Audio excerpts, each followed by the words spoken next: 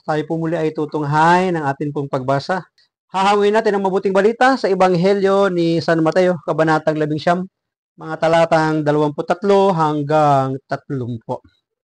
Noong panahong iyon, sinabi ni Jesus sa kanyang mga alagad, "Sinasabi ko sa inyo, napakahirap mapabilang ang mayayaman sa mga pinaghaharian ng Diyos. At sinasabi ko rin sa inyo, madali pang makaraan ang kamelyo sa butas ng karayom kaysa pasakop sa paghahari ng Diyos ang isang mayaman." Nagtaka ang mga alagad nang marinig ito, kaya't naitanong nila, kung gayon, sino po ang maliligtas? Tinitigan sila ni Jesus at sinabi, hindi ito magagawa ng tao, ngunit magagawa ng Diyos ang lahat ng bagay. At sino mang magtiis na iwan ang tahanan, mga kapatid na lalaki at babae, ama, ina, mga anak o mga lupain, alang-alang sa akin ay tatanggap ng makasandaang ibayo at pagkakalooban ng buhay na walang hanggan. Ngunit maraming una na magiging huli at maraming huli na magiging una. Pagpalain po ng Diyos ang pagkabasa ng kanyang mabuting balita. Sinasabi ko sa inyo, napakahirap mapabilang ang mayayaman sa mga pinaghaharian ng Diyos. Napakinggan naman ninyo kung ano yung pahayag ng ating Panginoon. Hindi po masamang maging mayaman. Ang sinasabi sa ating pong pagbasa ay napakahirap mapabilang ang mga mayayaman.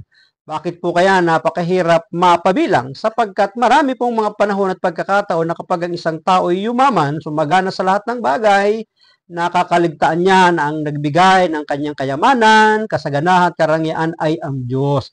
Kaya't hindi dapat kalimutan ang Diyos na pinanggalingan ng lahat ng bagay.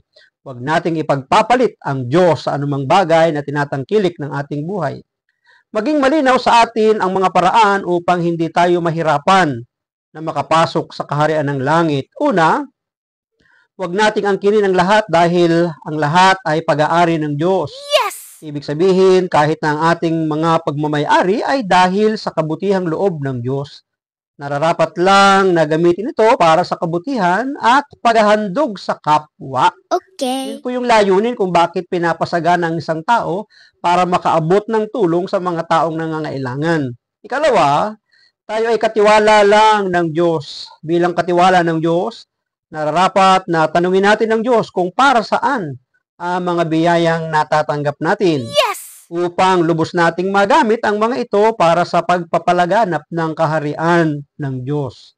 Ikatlo, itong mga yaman ay maaaring kunin ng Diyos sa anumang oras. Totoo yun kasi sa Kanya nanggaling ang lahat ng bagay, pinagkatiwala nga lang. Paging malaya nawa tayong bumitiw upang hindi mapigilan ang nais ng Diyos para sa ating buhay.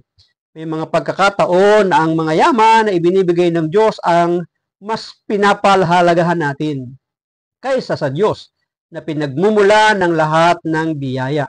Dapat huwag nating babaliwalain, dapat mas pinakamahalaga ang Diyos na nagbigay ng yaman at kasaganahan natin. Yes! Ito ang malaking dahilan kung bakit nagiging tunay na mahirap makapasok sa kaharian ng langit. So yun yung dahilan kung bakit napakahirap na ang isang mayaman ay mapabilang sa kaharian ng langit sapagkat winawalang kabuluhan niya, pagpapahalaga, ang pinanggalingan ng lahat ng bagay na siyang nagkatiwala sa atin.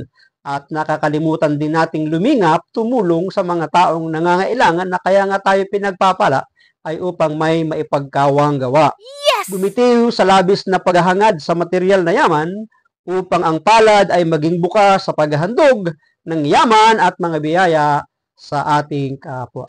Maraming salamat at pagpalain tayo ng ating Panginoon. Ang aking lamang palaging sambit, I love you with the love of the Lord. Bye-bye and bye-bye.